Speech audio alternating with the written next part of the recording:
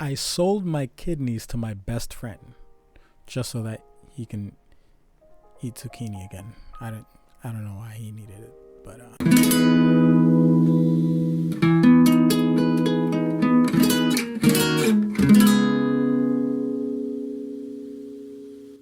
Welcome back to One Plate Gourmet. Now, we did a vegan dish last time, so we're gonna take a step back and lighten it up with some cheese in this zucchini dish.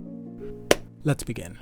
Half a cup of parsley, some romano cheese, a couple cherry tomatoes, half a tablespoon red pepper flakes, 3 cloves of garlic, juice from 1 lemon, and about 2 zucchini squashes. Hold your garlic to the side and make thin slices nice and slowly so you don't cut yourself. Then roughly chop up your parsley like so and cut your cherry tomatoes in halves, or you could leave them whole. It depends on how you unplate it, I guess. Now for your zucchini, you want to try to get one that's relatively the same diameter throughout and cut the ends off, and then using a vegetable peeler make slices. The harder you press down, the thicker the slice. Next, stack them up and cut into strips of relative thickness. Over medium heat in some oil of your choice, saute your garlic slices and your red pepper flakes.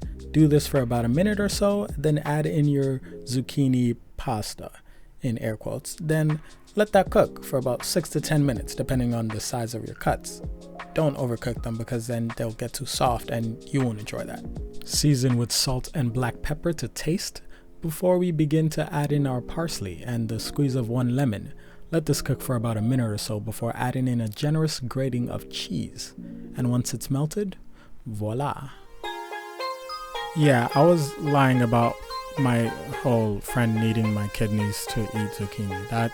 That's just ridiculous. I don't think you need your kidneys to eat zucchini. Yeah, there you have it.